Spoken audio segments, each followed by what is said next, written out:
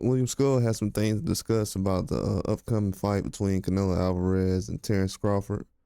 And they asked him about the results of the fight and also Canelo's power. And what William Scull said about Canelo's power was that it felt strong but normal. And I don't really know. It's kind of like double talking in certain ways because it says it's a strong punch and that he's strong, that he felt his power, but it's not something that scares you. He said he does not have great power. He said he is strong because uh he felt some of my punches that I landed, and even when I blocked his punches, I felt the power, but it was not something that scares you. He is a legend, but he does not have great power. He does not have a power that can demolish you. It's not devastating power. And I've said that recently, and I was actually going to touch on that a little bit more before the fight. But as William Scull said, it's not devastating power. So obviously, from what I'm hearing from William Scull, Canelo's not hardest puncher he's been in the ring with. It wasn't something that feared him as far as the power. But we'll have to see, man. But he says after all that Crawford be KO'd in 12 rounds. After saying that, I don't know how good he assesses boxing, but from what I'm seeing right now, I don't know.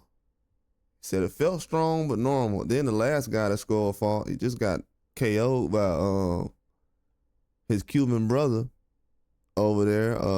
Olaces and Glaciers just KO'd Shiskin, a guy who looked like he was almost gonna stop William Scull, to be honest with you. So if that guy gave him trouble, yeah, it's definitely yeah, I've been saying some things for a while, but it's starting to come together all together, man. It makes sense.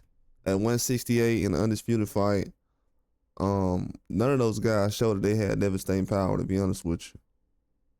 It seemed like William Scull, he had similar power to what Canelo had, to be honest with you. From what I seen, I would say Canelo has a little more power, but he wasn't just trying to run in there and throw any kind of combinations with William Scull. He felt the power as well. But yeah, I see what he says on this. Like the power from Canelo, you can just look at the stats, the numbers. I know a lot of people are now starting to realize after Canelo just turned 35 years old that the power is not really showing up like everybody's saying it is. It's a ghost story at this point because they're saying power, but when you say, okay, what fight can I look up to see what power Canelo has, they can't really name none. They'll name one or two knockouts, which you can do with any boxer. Any boxer, you can sit up here and name one or two knockouts. But what is the devastating power?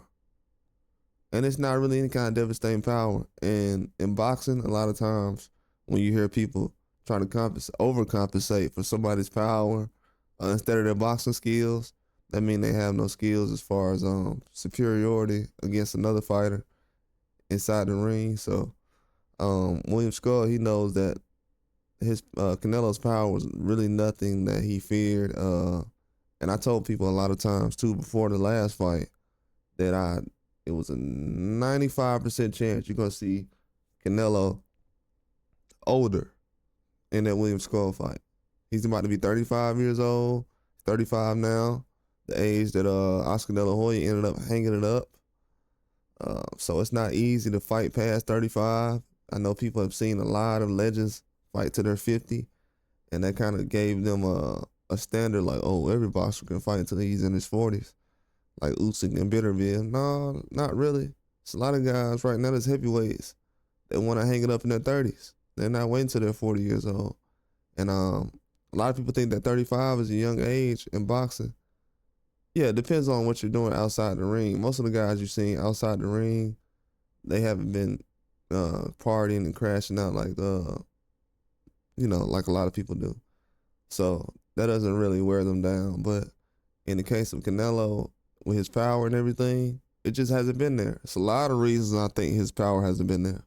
a lot of reasons. But in this situation, just William Scull expressing why he doesn't feel like the power is devastating. But I'm trying to figure out with William Scull, what should Crawford be afraid of if Canelo's power is not there? That's the thing that I'm trying to understand. Because if you're a William Scull, you're gonna be like, man, I didn't really have any trouble with Canelo. I think Crawford will not have any trouble either. But when you look at how big William Scull was at 168, then you realize